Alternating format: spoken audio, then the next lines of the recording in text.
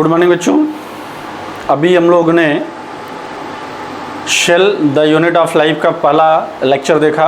उसमें previous year के जितने क्वेश्चन आए हुए थे लगभग 30 क्वेश्चन हम लोगों ने सॉल्व किया। आज की क्लास में हम लोग देखेंगे 30 क्वेश्चन के बाद से जितने भी क्वेश्चन आए होंगे, और ये cell the unit of life, biomolecule और सेल डिवीज़न मिला के बड़ा 6 क्वेश्चन के आसपास आते हैं। और ये 6 क्वेश्चन में से 2 क्वेश्चन आप मान के चलिए या 2 क्वेश्चन आप मान के चलिए कि आपका cell the unit of life से आएगा, और बहुत इजी होते हैं। जैसा आप सॉल्व कर रहे हैं आसानी से देखते जा रहे हैं। और मैं आपसे बेटा ये कहना चाहूँगा कि अभी जो फर्स्ट यूनिट है, फर्स्ट यूनिट के सारे पेपर पहुँच आपके पास वीडियो अपलोड कर दिए जा चुके हैं। उनको आप देख लीजिएगा, सॉल्व कर लीजिएगा, और आगे कंटिन्यू हम लोग करते चलेंगे, देखते चलेंगे जो चीज़ें आ रही हैं। ठीक है, चलिए आगे देखते हैं इसमें cell the unit of life का आगे का वीडियोस।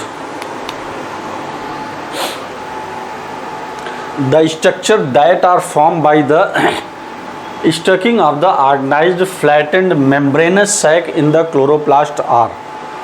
तो आप क्या जानते हो बेटा, ये ध्यान से सुनो। जैसे क्लोरोप्लास्ट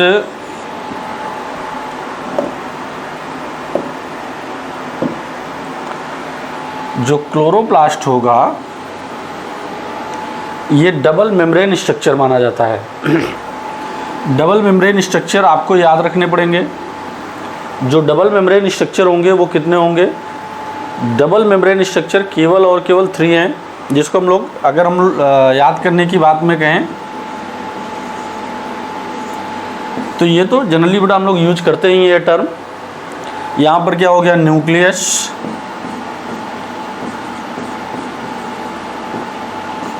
माइटोकॉन्ड्रिया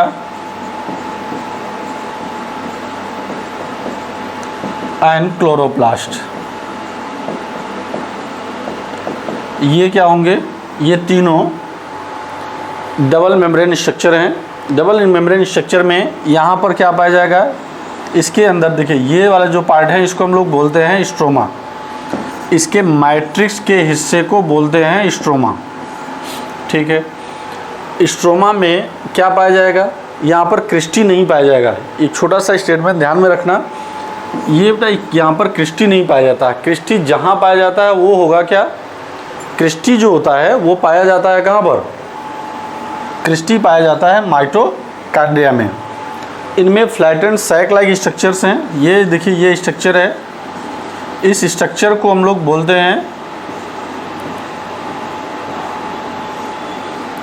ये जो स्ट्रक्चर है इसको बोलते हैं स्ट्रोमल लैमली। एक छोटा सा पॉइंट है याद रखना बेटा, ये स्ट्रोमल लैमले है। और ये वाला जो पार्ट है इसको हम लोग किसी एक को बोलते हैं थैलाकॉइड। किसी एक को क्या बोलेंगे? थैलाकॉइड। जो थैलाकॉइड होगा इसी को हम लोग बोलते हैं ग्रैनल लैमले। थैलाकॉइड को ही बोलते हैं ग्रैनल लैमले। और जो ग्रैनल लैमली होगा इसका बेटा जो ग्रुप होता है इसको हम लोग बोलते हैं ग्रैनम, और पूरे के ग्रुप को बेटा बोलते हैं ग्रैना। तो यहाँ पर जो मेम्ब्रेनस सैक लाइक स्ट्रक्चर है उसका एग्जाम्पल उसका क्या हो जाएगा? ये ग्रैना, उसको हम लोग बोलेंगे ग्रैना। तो करेक्ट आंसर बेटा इसका क्या हो जाएगा? ग्रैना। ठीक है, अब नेक्स्ट क्वेश्चन को हम लोग देखते हैं यहाँ से। The chromosomes in which centromere situated close to 1 end are. बेटा क्या आपको पता है कि जो क्रोमोसोम होते हैं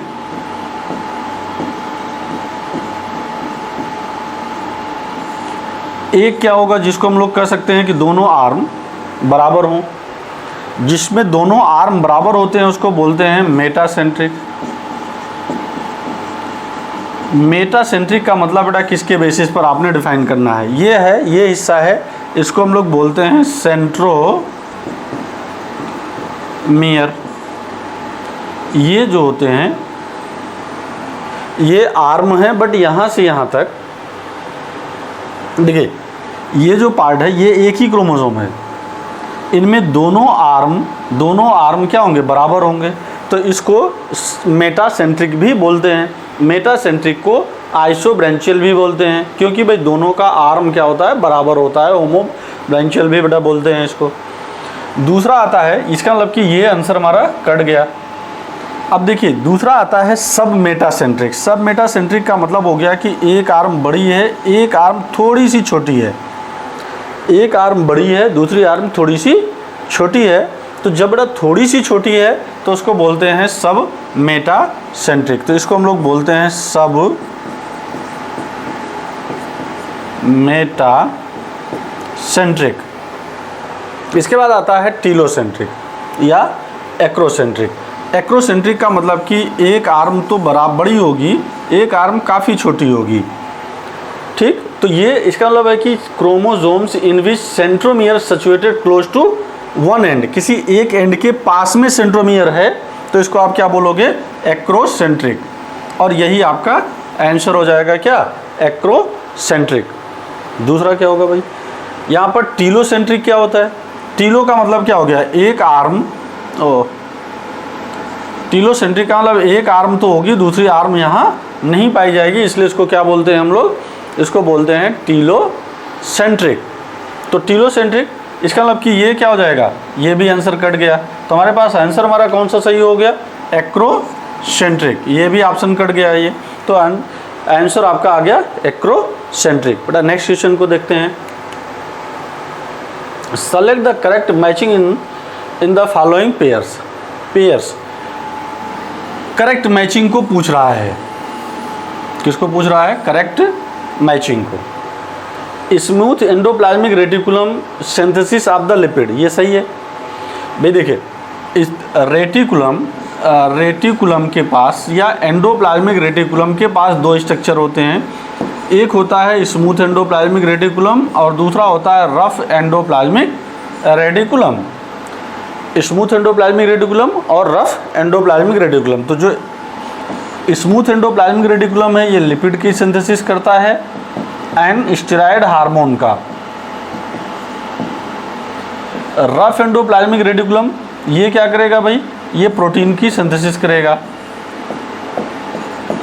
और कुछ सिक्रीशन का काम कराएगा। इसका मतलब कि ये आंसर अभी हमें समझ में आ रहा है कि ये स्टेटमेंट सही है। Rough endoplasmic synthesis of the glycogen, no, glycogen की सिंथेसिस नहीं करता है क्योंकि प्रोटीन की सिंथेसिस करता है, इसलिए ये आंसर क्या हो गया, कट गया। Rough endoplasmic oxidation of fatty acid, no, ये भी आंसर क्या हो जाएगा, गलत हो जाएगा। Smooth endoplasmic oxidation of phospholipid, ये स्टेटमेंट भी हमारा गलत हो गया। तो आंसर कौन सा सही हो गया, smooth endoplasmic reticulum synthesis of the lipid. चलो भाई next question. Which of the following structure is not found in prokaryotic cell. कौन सा ऐसा स्ट्रक्चर है जो प्रोकैरियोटिक सेल में नहीं पाया जाएगा। भाई देखो, चाहे प्रोकैरियोट हो चाहे यूकैरियोट हो, चाहे क्या होगा, प्रोकैरियोट सेल हो या यूकैरियोट सेल हो, दोनों में प्लाज्मा मेम्ब्रेन प्रेजेंट होगा। तो प्लाज्मा मेम्ब्रेन तो दोनों में प्रेजेंट है बेटा, दोनों में प्लाज्मा मेम्ब्रेन है और फास्फोलिपिड का बना है या लिपोप्रोटीन का बना है, दोनों में राइबोसोम है, दोनों में क्या प्रेजेंट है, राइबोसोम प्रेजेंट है। और राइबोसोम बेटा कहता, देखिए अगर हम लोग यहाँ पर बात करें, अगर हमारा प्रोकैरियोट सेल है या यूकैरियोट सेल है तो प्रोकैरियोट में कैसा हो जाएगा, 70S हो जाएगा और यूकैरियोट में बेटा क्या हो जाएगा, 80S हो जाएगा। ठीक है, ये राइबोसोम हो गया। नॉट फाउंड इन मीजोसोम्स कहाँ पाया जा रहा है, देखो ये मान लीजिए एक बैक्टीरियल सेल है, ये सेल वॉल है, ये इसका पहले आउटर वाला हम लोग ऐसे कर सकते हैं कि ग्लाइको कैलिक्स होता है, ये वाला स्ट्रक्चर सेल वॉल होता है, इसके नीचे क्या पाया जाता है, सेल मेम्ब्रेन पाया जाता है। सेल मेम्ब्रेन बेटा क्या होती है, ये फोल्डेड हो जाती है, जगह जगह पर फोल्डेड हो जाती है, इसको हम लोग बोलते हैं मीजोसोम्स। और जो मीजोसोम्स होता है ये इक्विवेलेंट टू किसके, माइटोकॉन्ड्रिया ऑफ यूकैरियोट्स के माइटोकॉन्ड्रिया के इक्विवेलेंट होगा। अब बचा क्या, न्यूक्लियर एनवेलप। बेटा देखो, जब इसमें जो न्यूक्लियस होगा, जब इसका न्यूक्लियस क्या नहीं होता, ट्रू टाइप का नहीं होता है। ट्रू टाइप न्यूक्लियस न कहने का क्या मतलब बेटा, क्या इसमें न्यूक्लियस ही नहीं होता है? होता है, बट वो क्या नहीं होता है? न्यूक्लियर एनवेलप के द्वारा बाउंडेड नहीं होता है। इसीलिए तो उसे हम लोग क्या बोलते हैं? किसी भी प्रोकैरियोट के न्यूक्लियस को न्यूक्लियाइड बोलते हैं, जीनोफोर बोलते हैं, इंसिपिएंट न्यूक्लियस बोलते हैं। मतलब कि अगर हम लोग प्रोकैरियोटिक न्यूक्लियस की बात करें,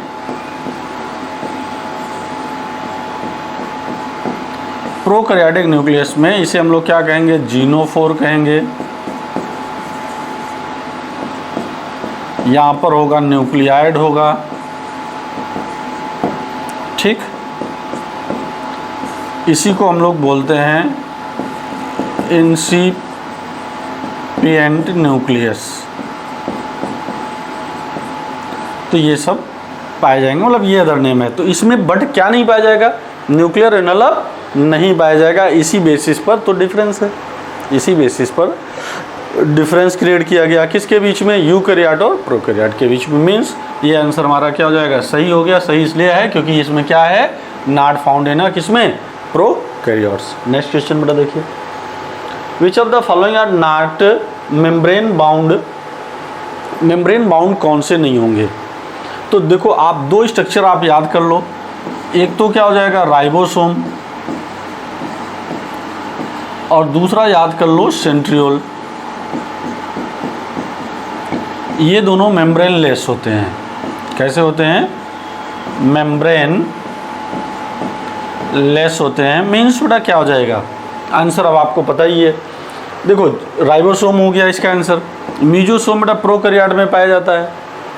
वैक्यूल में जो मेम्ब्रेन पाई जाती है उसको टोनोप्लास्ट बोलते हैं।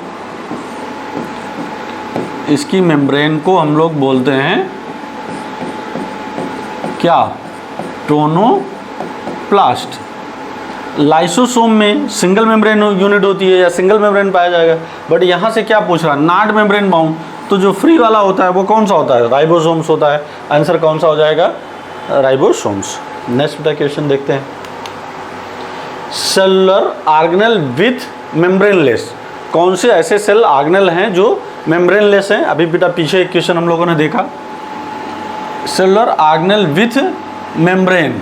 वहाँ पर देखा था पीछे क्या था? मेम्ब्रेनलेस था। ये क्या पूछ रहा है? सिंगल मेम्ब्रेन, मतलब मेम्ब्रेनस जो विथ मेम्ब्रेन्स आर। अब आप देखो किसके पास मेम्ब्रेन्स है बेटा? आप ये देखो लाइसोसोम में सिंगल यूनिट होती है, मतलब कि सिंगल सेल सिंगल मेम्ब्रेन होती है। गोल्जी अपरेटस में बेटा सिंगल होती है। माइटोकॉन्ड्रिया में बताया मैंने अभी क्या होता है? डबल मेम्ब्रेन होता है। माइटोकॉन्ड्रिया में क्या होता है? डबल मेम्ब्रेन होता है। तो इन तीनों में मेम्ब्रेन पाया जाएगा, तीनों में मेम्ब्रेन पाया जाएगा, भले ही सिंगल या डबल पाया जा रहा हो। देखो यहाँ पर क्या है? न्यूक्लियाई यहाँ तो डबल है। राइबोसोम है, ये ही क्या हो गया? गलत हो गया। राइबोसोम में क्या नहीं पाया जाएगा? मेम्ब्रेन नहीं पाया जाएगा। बाकी माइटोकॉन्ड्रिया में कैसा है? डबल मेम्ब्रेन है। यहाँ पर फिर देखो यहाँ पर भी क्या है? राइबोसोम है। ये आंसर कट गया। एंडोप्लाज्मिक रेटिकुलम राइबोसोम यहाँ पर है, इसलिए ये भी कट गया। तो आंसर हमारा ये कट गया, ये कट गया, और ये आंसर कौन सा सही हो गया? Lysosome, Golgi apparatus and mitochondria. तो नेक्स्ट क्वेश्चन देखते हैं यहाँ से, अ प्रोटोप्लास्ट इज द सेल। एक छोटा सा स्टेटमेंट समझ लो बेटा। प्रोटोप्लास्ट में किसी भी सेल के अगर सेल के मेम्ब्रेन के साथ जोड़ दिया जाए तो देखो सेल में प्रोटोप्लाज्म है या सेल में सेल, देखिए आप ऐसे समझ सकते हैं जैसे ये कोई सेल है, सेल पर क्या पाया जाएगा? सेल वॉल पाया जाएगा। सेल पर क्या पाया जाएगा? सेल वॉल पाया जाएगा। और जो सेल वॉल होगा अगर इसको हम हटा दें तो उस सेल को सेल, देखो सेल विदाउट सेल वॉल ये क्या कहलाएगा? प्रोटोप्लास्ट। ठीक है, बट प्रोटोप्लास्ट में मेम्ब्रेन पाया जाएगा, सेल मेम्ब्रेन प्रेजेंट होगा। तो आंसर बेटा क्या हो जाएगा हमारा? ये हो जाएगा पहला। ठीक है, नेक्स्ट क्वेश्चन देखते हैं, match the column and identify the correct. Column को मैच कराना है। थैलाकॉइड कैसे होते हैं भाई? थैलाकॉइड क्या होते हैं? थैलाकॉइड ये होते हैं, अभी ये स्ट्रक्चर मैंने समझाया आपको। ये हो गया। यहाँ पर ये सब क्या होते हैं, थैलाकॉइड्स होते हैं। थैलाकॉइड कैसा स्ट्रक्चर है, flattened membranous sac like in stroma. बेटा ये पहले का कौन सा सही हो गया, तीसरा, पहले का तीसरा। क्रिस्टी, क्रिस्टी कहाँ पाया जाएगा, माइटोकॉन्ड्रिया में। क्रिस्टी कहाँ पाया जाता है, माइटोकॉन्ड्रिया में। तो दूसरे का कौन सा सही हो गया, चौथा। सिस्टर्नी, सिस्टर्नी कहाँ पाया जाता है, गाल्जी अपरेटस में। सिस्टर्नी कहाँ पाया जाएगा, गाल्जी अपरेटस में, पहला हो गया। Chromatin, condense structure of DNA. DNA नहीं बेटा, डीएनए, आरएनए, हिस्टोन और नॉन हिस्टोन सब होते हैं इसमें। तो आंसर हमारा कौन सा सही जाएगा, सेकंड। तो मतलब third, fourth, first, second, third, fourth, first, second. तो ये आंसर कौन सा जाएगा, थर्ड वाला। क्लियर हो चुका है, ये कोई डाउट तो नहीं क्रिएट हो रहा है ना। Which of the following are not membrane, ये बेटा पीछे करा चुका हूँ इसको। Mitochondria chloroplast are, mitochondria and chloroplast are बेटा semi autonomous cell organelle. Semi autonomous cell organelle का मतलब बेटा क्या हुआ, क्योंकि दोनों के पास अपना माइटोकॉन्ड्रिया होता है, सॉरी अपना डीएनए होता है। ठीक, डीएनए होगा, आरएनए भी होगा, और इसके साथ साथ राइबोसोम्स भी होंगे। इसका मतलब कि डीएनए, आरएनए एंड राइबोसोम को मिलाकर के प्रोटीन सिंथेसाइजिंग मशीनरी बोलते हैं। और क्योंकि ये सेमी ऑटोनॉमस इसलिए बोलते हैं क्योंकि सुप्रीम कमांडर कौन है, न्यूक्लियस है। तो ये अपने सेलुलर एक्टिविटीज़ को रेगुलेट करता है, क्योंकि इसके पास खुद का अपनी एक्टिविटीज़ को, मेटाबॉलिक एक्टिविटी को रेगुलेट करेगा, क्योंकि इसके पास खुद का क्या है, डीएनए है। तो ये आंसर क्या हो जाएगा, ये तो सही स्टेटमेंट है। Form by the division of pre existing organelles and they contain DNA but lack protein synthesize. हाँ ठीक है, सब सही है बेटा, इसमें ये भी सही है। Found by the division of pre existing organelle and they contain DNA but बेटा लैक, यहाँ पर जो गलत है वो ये लैक वर्ड है। जो गलत वर्ड है वो कौन सा है, लैक। यहाँ पर होना चाहिए प्रोटीन सिंथेसाइजिंग मशीनरी। इसके पास खुद का अपना प्रोटीन सिंथेसाइजिंग मशीनरीज होती हैं। इसका मतलब कि ये स्टेटमेंट क्या हो गया, फॉल्स। मतलब अब बेटा देखिए, following option is correct, A and B are correct, गलत। B is true but A is false, B is true, गलत है बेटा ये। A is true but B is false, ये सही दिखाई दे रहा है, ए एंड बी फॉल्स। इसका मतलब ये आंसर हमारा क्या हो जाएगा, A is true but B is false. तो आंसर कौन सा सही हो गया, ये। नेक्स्ट क्वेश्चन को देखा जाए। Microtubules are constituent of, microtubule किसको किसको बनाता है। तो माइक्रोट्यूब्यूल बेटा कहाँ पाया जाएगा, सीलिया में पाया जाएगा, फ्लैजिला में पाया जाएगा, एंड पराक्सीसोम में। पराक्सीसोम में बेटा नहीं पाया जाता है, पराक्सीसोम में नहीं पाया जाता, यही गलत हो गया। इसका मतलब पहला स्टेटमेंट यहाँ गलत हो गया। स्पेंडिल फाइबर्स, सेंट्रियोल एंड सीलिया, बेटा यहाँ पर क्या पाया जाएगा, स्पेंडिल फाइबर पाया जाएगा और माइक्रोट्यूब्यूल पाया जाएगा। सेंट्रियोल में होगा, स्पेंडिल फाइबर में होगा, लेकिन यहाँ पर आंसर कौन सा गलत है, क्रोमैटिन में क्या नहीं पाया जाएगा, क्रोमैटिन में माइक्रोट्यूब्यूल नहीं पाया जाएगा। सेंट्रोसोम में, न्यूक्लियोसोम में एंड सेंट्रियोल में। तो यहाँ पर आंसर ऑलरेडी आपको पता ही है कि ये गलत हो जाएगा। क्यों, क्योंकि सेंट्रोसोम में क्या नहीं होगा, देखो सेंट्रोसोम में होगा, न्यूक्लियोसोम में नहीं होगा, ठीक है ना। तो आंसर हमारा कौन हो जाएगा, spindle fibre, centriole and cilia. Clear है ये। Next class. Which of the following cell organelle is enclosed by a single membrane. इनमें से सिंगल मेम्ब्रेन आपको डबल वाला याद कर लेना है। डबल का मैंने बताया, फिर से मैं एक बार रिपीट कर दे रहा हूँ।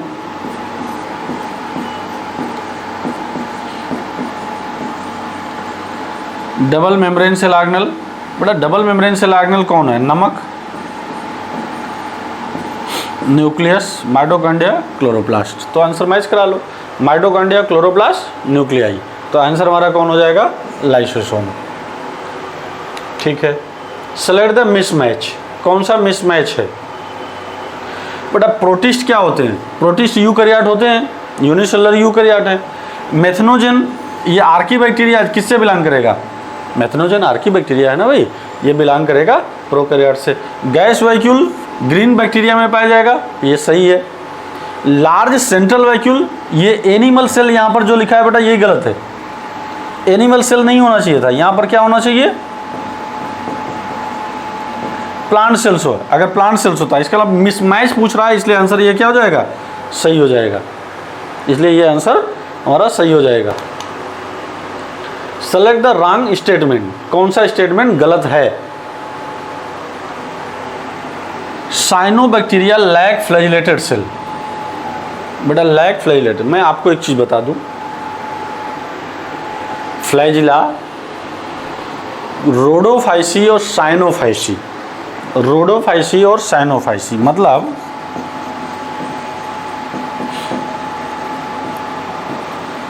रोडोफाइसी का मतलब रेड एल्गी और साइनोफाइसी का मतलब हो गया ब्लू ग्रीन एल्गी। ये दोनों रोडोफाइसी एंड साइनोफाइसी, ये दोनों में फ्लैजिला क्या होता है, इनमें बेटा फ्लैजिला एब्सेंट होता है। तो आप आइए मैच कराते हैं। साइनोबैक्टीरिया लैक फ्लैजिलेटेड सेल्स, सही है ये, इसका मतलब कि सही है। हमसे पूछ क्या रहा है, wrong statement. Mycoplasma is wireless microorganism, ये भी सही है। माइकोप्लाज्मा में बेटा सेल वॉल नहीं पाया जाएगा, मतलब ये भी स्टेटमेंट सही है। Bacterial cell wall is made up of peptidoglycan, ये भी सही है। पिली एंड बेटा fimbriae are mainly involve in motility of the bacterial cell, ये सही है। अब देखो ये स्टेटमेंट भी जनरली बेटा सही नहीं है, क्योंकि ये सेक्सुअल रिप्रोडक्शन में हेल्प करेगा या रिप्रोडक्शन में हेल्प करेगा, और ये जनरली क्या करता है, अटैचमेंट में हेल्प करता है। और इनमें मेनली बेटा involve in a bacterial cell, motility of the bacterial cell. बेटा जनरली इनमें क्या होता है, फ्लैजिला होता है, बट जिसमें नहीं है उसमें ये हेल्प कर सकता है, और कोई ऑप्शन भी नहीं मैच कर रहा है। मीन्स जैसे pili and fimbriae are the mainly word बेटा यहाँ पर गलत है। ये जैसे mainly involve in motility of the bacterial cell, no बेटा फ्लैजिलेटेड सेल होते हैं ना, जिसमें फ्लैजिला होगा तो ठीक है, नहीं है तो ये हेल्प करेगा। तो आंसर आपका हमारा कौन सा सही हो जाएगा, ये।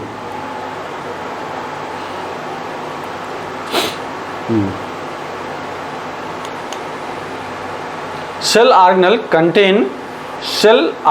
कंटेनिंग हाइड्रोलिटिक एंजाइम, और हाइड्रोलिटिक एंजाइम्स बेटा आपको पता ही है, हाइड्रोलिटिक एंजाइम किसके पास होता है, जितने भी डाइजेस्टिव एंजाइम होते हैं उनको हम लोग हाइड्रोलिटिक एंजाइम बोलते हैं। और हाइड्रोलिटिक एंजाइम कहाँ पाया जाएगा, हाइड्रोलिटिक एंजाइम पाया जाता है लाइसोसोम में। कहाँ पाया जाएगा, लाइसोसोम में। राइबोसोम में बेटा है नहीं, क्यों, क्योंकि ये प्रोटीन की सिंथेसिस करेगा। लाइसोसोम में ही क्या हो जाएगा, क्या कंटेन करेगा, ये हाइड्रोलिटिक एंजाइम। और ये जो हाइड्रोलिटिक एंजाइम है इसी को हम लोग बोलेंगे डाइजेस्टिव एंजाइम। और आपको एकदम याद रखना है बेटा, लाइसोसोम बार बार वर्ड यूज हो रहा है। मीजोसोम ये माइटोकॉन्ड्रिया के इक्विवेलेंट है, रेस्पिरेशन में हेल्प करेगा। माइक्रोसोम का मतलब बेटा क्या हो गया, ये जब small part of the smooth endoplasmic reticulum है तो उसको आप क्या बोलते हो, माइक्रोसोम्स बोलते हो। तो आंसर हमारा कौन सा हो जाएगा, ये हो जाएगा। क्लियर है बेटा, ये कोई डाउट तो नहीं क्रिएट हो रहा है। आइए, spliceosomes are not found in a cell. बेटा स्प्लियोसोम्स कोई बॉडी सेल ऑर्गेनल नहीं है, तो सेल ऑर्गेनल नहीं है, ये है क्या, इसको आप देखो। जब बेटा आप हम लोग ये जानते हैं कि जैसे प्रोकैरियोट सेल है या यूकैरियोट सेल है या प्लांट सेल है या एनिमल सेल है। जो यूकैरियोटिक सेल्स होते हैं, यूकैरियोटिक सेल में जो जीन होते हैं, ये इस जीन को हम लोग बोलते हैं स्प्लिट जीन। कौन सा जीन बोलते हैं बेटा, स्प्लिट जीन बोलते हैं। स्प्लिट जीन का मतलब इसके पास दो पार्ट होते हैं, दो हिस्से होते हैं, एक होता है एक्सॉन और एक होता है इंट्रॉन। जो एक्सॉन का पार्ट है ये फंक्शनल पार्ट है, और जो इंट्रॉन होता है ये नॉन फंक्शनल पार्ट है। तो सीधी सी बात है बेटा कि स्प्लिट जीन जो होते हैं इसमें हम लोग ऐसे समझ सकते हैं, ये पार्ट इंट्रॉन का हो गया,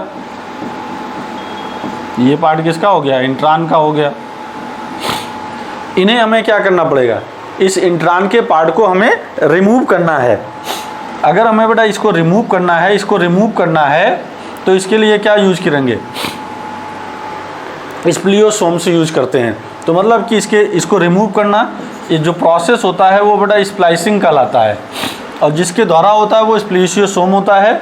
और ये फिर इसके बाद इसको क्या कर देंगे, जो भी पार्ट है फंक्शनल पार्ट को क्या कर देंगे, हम कनेक्ट कर देंगे। तो मतलब बेटा कि जो यूकैरियोटिक सेल्स हैं या यूकैरियोटिक जीन है, यूकैरियोटिक जीन में एक्सान और इंट्रॉन दोनों है, जबकि प्रोकैरियोटिक सेल, किसी भी प्रोकैरियोटिक सेल में पूरी की पूरी बॉडी पूरा का पूरा उसका जीन वो फंक्शनल होता है, मतलब एक्सान होता है। तो उसमें ये प्रोसेस को मतलब बेटा ये स्प्लाइसिंग करने की ज़रूरत नहीं पड़ेगी। इसका मतलब आंसर क्या हो जाएगा हमारा, बैक्टीरियल सेल। बैक्टीरियल सेल में स्प्लिसियोसोम की ज़रूरत नहीं पाई जाती है, इसलिए नहीं पाई जाती है क्योंकि उसका पूरा का पूरा जीन फंक्शनल होता है, पूरा का पूरा जीन एक्सान का बना होता है, right. Which of the following cell organelle is responsible for extracting energy from the carbohydrate to form ATP. बेटा एटीपी कहाँ बनता है, या इसको हम लोग क्या बोलते हैं, source of cellular energy,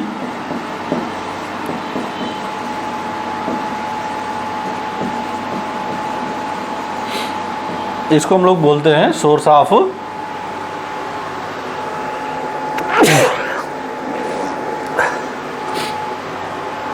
of cellular energy. अब बेटा सेलुलर एनर्जी का मतलब क्या हो गया, एटीपी सिंथेसिस।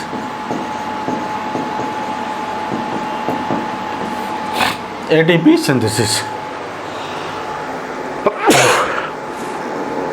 क्या बेटा हम सबको पता है कि जो बेटा क्या हम सबको पता है कि जो एटीपी की सिंथेसिस होगी कहाँ होगी, माइटोकॉन्ड्रिया में, ठीक है। तो कार्बोहाइड्रेट से क्या बन जाएगा, एटीपी बन जाएगा, मतलब बेटा हमें एनर्जी मिल जाएगी। भाई यहीं पर कौन सी प्रोसेस चलेगी, ग्लाइकोलिसिस होगा, क्रेब साइकिल चलेगी, ईटीएस चलेगा, एटीपी बनेगा, ठीक है। तो आंसर क्या हो जाएगा, mitochondria. Which of the following is true for the nucleolus. Nucleolus क्या होता है, देखो एक छोटी सी बात समझ लो बेटा, जो न्यूक्लियोलस होते हैं वो प्रोकैरियोट्स में नहीं पाए जाते हैं, ये मेम्ब्रेन लेस होते हैं और केवल यूकैरियोट्स में ही पाए जाएंगे। किसमें प्रेजेंट होंगे, ये केवल यूकैरियोट्स में ही प्रेजेंट होंगे। और nucleus is a factory of किसका, राइबोसोमल आरएनए, आरएनए की फैक्ट्री मानी जाती है राइबोसोम की बनाने। आप ऐसे मान लो राइबोसोम बनाने की फैक्ट्री अगर कहीं पर है तो वो है न्यूक्लियोलस। तो large nucleoli are present in a dividing cell, no. It takes part in spindle formation, ये बड़ा स्टेटमेंट, ये स्टेटमेंट गलत। The membrane, it is a membrane bound structure, ये स्टेटमेंट भी गलत हो जाएगा क्योंकि अभी मैंने बताया कि ये मेम्ब्रेन लेस होते हैं, ये स्पेंडिल फॉर्मेशन में बड़ा हेल्प नहीं करते हैं। यहाँ पर स्पेंडिल फॉर्मेशन के लिए कौन में हेल्प करेगा, स्पेंडिल फॉर्मेशन के लिए बेटा लेता है माइक्रो ट्यूब्यूल्स, ठीक ना। It is a site for active ribosomal RNA. इसका मतलब कि यहीं पर ये स्टेटमेंट क्या हो जाएगा हमारा, सही हो जाएगा। नेक्स्ट क्वेश्चन देखते हैं बेटा, गाल्गी कॉम्प्लेक्स पार्टिसिपेट इन। गाल्गी कॉम्प्लेक्स का 2-3 पॉइंट आप बेटा समझ लो। जनरली ये म्यूकस का सिक्रेशन करता है, सेक्रेटरी नेचर का होता है। जहाँ पर रूट कैप जैसे पार्ट है वहाँ पर ज़्यादा ये पाया जाता है। तो देखो फैटी एसिड ब्रेकडाउन, ये बेटा यहाँ पर इसका काम नहीं है, वो स्पिरोसोम का काम है। तो ये स्टेटमेंट यहाँ पर गलत हो गया। रिस्पिरेशन इन बैक्टीरिया, रिस्पिरेशन इन बैक्टीरिया ये भी गलत हो गया क्योंकि पहली बात ये बैक्टीरिया में पाया नहीं जाएगा। गाल्गी कॉम्प्लेक्स कहाँ नहीं पाया जाएगा, बैक्टीरिया में नहीं पाया जाएगा। तो करेगा क्या भाई, इसका मतलब बेटा यहाँ पर पाया जा रहा है रिस्पिरेशन इन बैक्टीरिया, यहाँ पर किस में होना चाहिए, मीजोसोम्स में होगा। फॉर्मेशन ऑफ सेक्रेटरी वेसल्स, ये बेटा सही स्टेटमेंट है। Activation of the amino acid, no बेटा अमीनो एसिड, या आप ऐसे कर सकते हैं जो प्रोटीन की सिंथेसिस है वो जनरली कहाँ पर होनी है, वो होनी है रफ एंडोप्लाज्मिक रेटिकुलम में। इसका मतलब ये भी स्टेटमेंट हमारा इनकरेक्ट हो गया। तो स्टेटमेंट करेक्ट कौन सा हो गया, formation of secretary vessels. Select the incorrect match, incorrect match को सेलेक्ट करना है। लैम्ब्रस क्रोमोसोम, डिप्लोटिन, बाइवेलेंट, बेटा सही है ये। सब मेटासेंट्रिक, एल शेप, ये भी सही है। Allosome, sex chromosome. Polytene, oocyte of the amphibian chromosome, no बेटा। ये कहाँ पाया जाएगा, सिलेवरी ग्लैंड में पाया जाएगा। तो ये अल्टीमेटली बेटा ये हमारा स्टेटमेंट क्या हो गया, गलत हो गया। तो इनकरेक्ट आपसे पूछ रहा है। जो लैम्ब्रस क्रोमोसोम है और पॉलीटीन क्रोमोसोम है, ये दोनों बड़े क्रोमोसोम है, लार्ज क्रोमोसोम की कैटेगरी में आते हैं, ठीक ना। सब मेटासेंट्रिक बेटा ये एल शेप देता है। एलोसोम क्या करता है, एलोसोम को ही सेक्स क्रोमोसोम बोलते हैं या हेट्रोसोम्स बोलते हैं। तो ये स्टेटमेंट भी ये इनकरेक्ट हो गया। विच of the following events does not occur in rough endoplasmic reticulum. तो बेटा यहाँ पर क्या पूछ रहा है आपसे, does not occurs in rough endoplasmic reticulum. Protein बनेगा, प्रोटीन की फोल्डिंग भी यहीं होगी, जिसको हम लोग बोलते हैं चैपरान प्रोटीन होता है, वो यहीं पर होगा। Cleavage of the signal protein, ये भी बड़ा सही स्टेटमेंट है। ये प्रोटीन ग्लाइकोसाइलेशन, ये भी हो सकता है कि देखिए ये प्रोटीन का जो ग्लाइकोसाइलेशन है जनरली बेटा यहाँ पर बना, इसके बाद वो कहाँ पर जाएगा, उसका जो ग्लाइकोसाइलेशन कंप्लीट हो सकता है वो गोल्गी बॉडी में होता है। तो इसका फास्फोलिपिड सिंथेसिस, ये स्टेटमेंट इसका क्या हो गया, गलत हो गया। तो फास्फोलिपिड की सिंथेसिस यहाँ पर नहीं होगी, ठीक है। चलो, which of the following cell organelle is present in the highest number of secretory cell. अभी कुछ देर पहले बताया मैंने, सेक्रेटरी सेल में सबसे ज़्यादा कौन पाया जाएगा, सेक्रेटरी सेल में सबसे ज़्यादा पाया जाता है गोल्गी कॉम्प्लेक्स। गोल्गी कॉम्प्लेक्स सबसे ज़्यादा कहाँ पाया जाएगा, highest number in a secretory cells. जैसे रूट कैप वगैरह हो गया, जहाँ पर म्यूकस का सिक्रीशन होना है, वहाँ पर गोल्गी कॉम्प्लेक्स क्या हो जाएगा, सबसे ज़्यादा पाया जाएगा। Non membranes nucleoplasmic structure, nucleoplasmic का मतलब न्यूक्लियोलस के बारे में पूछ रहा है। किसके बारे में पूछ रहा है ये, न्यूक्लियोलस के बारे में। Active synthesis of R the site for active synthesis of, protein synthesis नहीं, प्रोटीन सिंथेसिस कहाँ पर होगा, आरएनए में, सॉरी आरएनए में। यहाँ पर देखिए प्रोटीन सिंथेसिस कौन करेगा, ये राइबोसोम करेगा। तो राइबोसोम न्यूक्लियस के अंदर नहीं पाया जाएगा, इसका मतलब कि ये आंसर गलत हो गया। एमआरएनए नो बेटा, क्यों, देखो non membranes nucleoplasmic structure, nucleoplasmic structure कर रहा है, एमआरएनए या टीआरएनए नहीं होगा, होगा क्या, आरआरएनए। किसकी सिंथेसिस करेगा, आरआरएनए। क्यों, क्योंकि भाई जो न्यूक्लियोलस होता है, मैंने अभी बताया न्यूक्लियोलस इज ये केवल और केवल यूकेरियोट में पाया जाएगा, मेम्ब्रेन लेस होगा और आरआरएनए की सिंथेसिस करता है। बेटा इसको आप ऐसे कर सकते हो कि ये फैक्ट्री ऑफ राइबोसोम्स कर सकते हो। और जो राइबोसोम्स होती हैं वो जानते हैं बेटा किसके बने होते हैं, न्यूक्लियोप्रोटीन के। किसके बने हैं, न्यूक्लियोप्रोटीन के। इसके दो पार्ट हैं, एक तो हो गया आरआरएनए और दूसरा क्या हो गया, प्रोटीन का हिस्सा हो गया। तो इसलिए ये क्या हो जाएगा, न्यूक्लियोलस में जो आंसर होगा वो कौन सा हो जाएगा, आरआरएनए, राइट। चलो नेक्स्ट क्वेश्चन देखते हैं। Which of the following nucleic acid is present in organism having 70 ribosomes, 70s ribosomes only? बेटा 70s राइबोसोम जो होता है ये प्रोकैरियोट्स का फीचर है, ठीक है, प्रोकैरियोट्स का फीचर है। बट बेटा सेल ऑर्गेनेली, जैसे which of the following nucleic acid are present in organism having 70s, तो देखिए single standard DNA with protein code, single standard DNA with protein code. बेटा इसमें जो जिसमें 70s राइबोसोम है उसमें क्या पाया जाएगा, किस टाइप का जेनेटिक मटेरियल है या क्या पूछ रहा है, इसको देखो। सिंगल स्टैंडर्ड डीएनए विथ बेटा प्रोटीन कोड नहीं, क्योंकि ये प्रोकैरियोट का फीचर है। ध्यान से बेटा सुनिएगा, ये प्रोकैरियोट का फीचर है, उसमें प्रोटीन की जो कोट होती है जिससे हिस्टोन प्रोटीन है वो नहीं पाया जाएगा। इसका मतलब ये आंसर हमारा गलत हो गया। Double standard circular naked DNA, ये आंसर स्टेटमेंट सही है। क्यों, double standard circular naked DNA, इसमें जो डीएनए होता है वो नेकेड होता है, सर्कुलर होता है, डबल स्टैंडर्ड होता है, ये सही है। चलो इतना देख लेते हैं प्रोकैरियोट में। Double standard DNA enclose in nuclear membrane, बेटा न्यूक्लियर मेम्ब्रेन होती है क्या किसी प्रोकैरियोट में, न्यूक्लियर मेम्ब्रेन होती है क्या, यहाँ पर जो गलत है वो क्या है, न्यूक्लियर मेम्ब्रेन, इसलिए ये आंसर क्या हो गया, कट गया।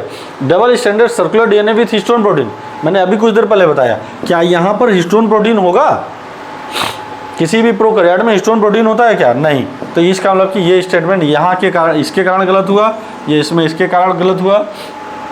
और इसमें सिंगल स्टैंडर्ड के कारण गलत हुआ। तो आंसर कौन सा सही होगा? सेकंड।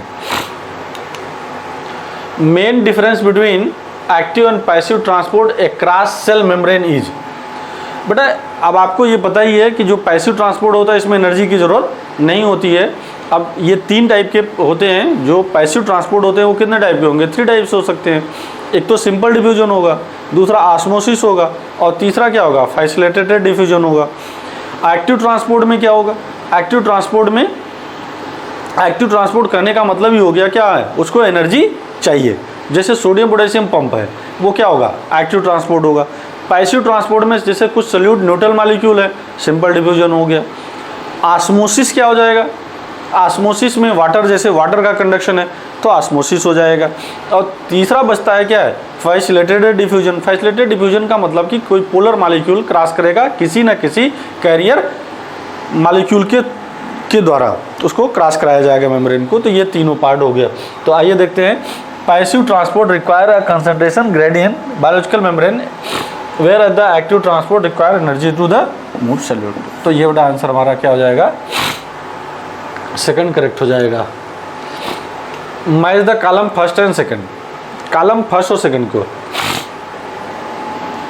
बेटा गाल्जी अपरेटस सिंथेसिस ऑफ प्रोटीन करेगा? नहीं। सिंथेसिस ऑफ प्रोटीन कौन करेगा? सिंथेसिस ऑफ प्रोटीन यहाँ पर राइबोसोम करेगा। मतलब बेटा ये डी वाला आंसर करेक्ट है ना। Trap waste and excretive product, ये किसका फंक्शन है? वैक्यूल का फंक्शन है। किसका फंक्शन है? वैक्यूल का। डाइजेस्टिंग बायोमॉलिक्यूल, ये किसका फंक्शन है? लाइसोसोम का। बेटा बचता क्या है? Golgi apparatus, formation of glycoprotein and glycolipid, जिसको हम लोग ग्लाइकोसाइलेशन और ग्लाइकोसाइडेशन कहते हैं। मतलब हमारे पास ए का कौन सा हो गया? ए का तीसरा हो गया, बी का चौथा, सी का दूसरा, डी का पहला। तो आंसर बेटा मैच कराओ। ए का तीसरा, बी का चौथा, सी का पहला, दूसरा, डी का पहला। मतलब आंसर फर्स्ट करेक्ट हो गया। चलिए नेक्स्ट क्वेश्चन देखते हैं। Which of the following pair are organelle does not contain DNA. अच्छा, कौन से इसमें सेल ऑर्गेनेल हैं जिसमें डीएनए नहीं पाया जाएगा? Does not contain DNA. तो डीएनए बेटा आपके पास आइडिया है ही, 2 सेल मेम्ब्रेन है जिसमें डीएनए पाया जाएगा, जिसमें 3 है। न्यूक्लियस हो गया, माइटोकॉन्ड्रिया हो गया, क्लोरोप्लास्ट हो गया। तो इनमें क्या पाया जाएगा? Does not contain. तो देखो सबसे पहला किस में पाया जाएगा डीएनए? आप देखो न्यूक्लियस में पाया जाएगा, माइटोकॉन्ड्रिया में पाया जाएगा और क्लोरोप्लास्ट में पाया जाएगा। ठीक, इन तीनों में डीएनए प्रेजेंट होगा, इन तीनों में डीएनए प्रेजेंट होगा। बाकी इसको छोड़ करके लाइसोसोम एंड वैक्यूल्स, इसमें क्या नहीं पाया जाएगा? डीएनए नहीं पाया जाएगा। किसी लाइसोसोम और वैक्यूल में डीएनए नहीं पाया जाएगा।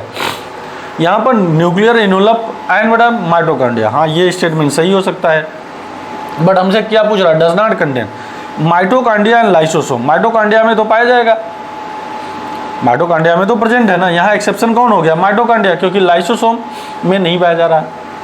फिर देखो क्लोरोप्लास्ट एंड वैक्यूल, तो आंसर बेटा ये भी गलत हो गया हमारा, ये भी गलत हो गया। आंसर कौन सा सही हुआ? Lysosome and vacuole. क्यों ऐसा हुआ? क्लियर आइडिया मिल गया हम लोगों को, क्लियर आइडिया मिला ना। ये देखो यहाँ माइटोकॉन्ड्रिया में तो है, क्लोरोप्लास्ट में है, लेकिन लाइसोसोम में और वैक्यूल में नहीं है। तो आंसर क्या हो जाएगा?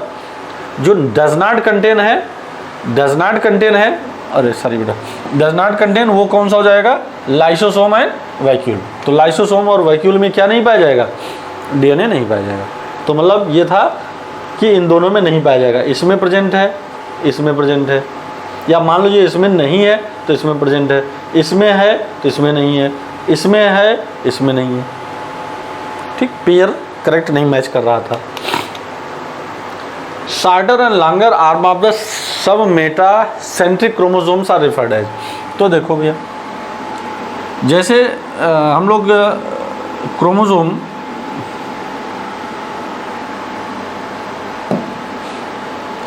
ये देख लेते हैं, ये हो गया क्रोमोसोम। अगर एक आर्म जो बड़ी होती है, जैसे सब मेटासेंट्रिक में एक आर्म मान लीजिए क्या होती है, बड़ी होती है, एक आर्म छोटी होती है। जो छोटी आर्म होती है उसको पी आर्म कहते हैं। पी का मतलब पेटाइट आर्म होता है, मतलब शार्ट आर्म, और दूसरा क्या होता है, क्यू आर्म होती है। तो P arm and Q arm, answer क्या हो जाएगा, फोर्थ करेक्ट हो जाएगा, P arm and Q arm respectively. ठीक है, next question, which of the following statement regarding mitochondria is incorrect. Mitochondria के लिए कौन सा स्टेटमेंट इनकरेक्ट है, बट यहाँ पर क्या है, incorrect. Inner membrane is convoluted and infolding, सही है, जिसको हम लोग क्या बोलते हैं, क्रिस्टी बोलते हैं, ये स्टेटमेंट सही है। Mitochondria matrix contains single circular DNA molecule and ribosome, सही है, ये स्टेटमेंट भी सही है। Outer membrane is permeable to monomer of carbohydrate fat, हाँ ये भी स्टेटमेंट सही है क्योंकि ये परमेबल होता है। Enzymes of the electron transport are embedded in outer membrane, no, यहाँ पर क्या होना चाहिए था, यहाँ पर अगर ये इनर मेम्ब्रेन होता, यहाँ पर क्या होता, इनर मेम्ब्रेन, तो ये सही हो जाता। इनर मेम्ब्रेन यहाँ होता तो ये क्या हो जाता, सही हो जाता। तो इसका मतलब क्या हो जाएगा, इनकरेक्ट कौन सा हो गया, ये, मतलब ये इनकरेक्ट है, आपसे इनकरेक्ट पूछ रहा है, तो आंसर क्या हो जाएगा, ये। ठीक है, चलिए नेक्स्ट क्वेश्चन का देखते हैं हम लोग। Which of the following statement is not correct, कौन सा स्टेटमेंट नहीं सही है। Lysosome are membrane bound structure, ये तो सही है, लाइसोसोम्स आर बेटा क्या हो जाएगा, मेम्ब्रेन बाउंड स्ट्रक्चर, ये स्टेटमेंट सही है। Lysosomes are form by the process of packaging in the endoplasmic reticulum, lysosome are form bye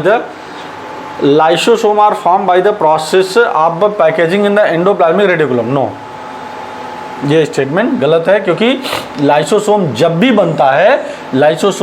बनता है वो vesicles of the endoplasmic reticulum, तो ये बनता, अगर यहीं पर क्या लगा होता, पैकेजिंग इन, जो एंडोप्लाज्मिक रेटिकुलम लिखा है यहाँ पर लिखा होना चाहिए था क्या, गोल्जी बॉडी, अगर ये गोल्जी बॉडी लिखा होता तो ये स्टेटमेंट सही हो जाता, इसलिए ये स्टेटमेंट यहाँ पर क्या है, गलत है।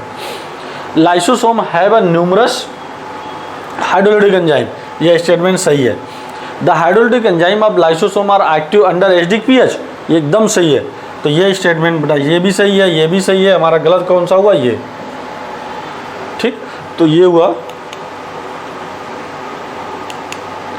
चलिए, थैंक यू बेटा, आज हम लोगों ने ये पूरा टॉपिक को कंप्लीट किया।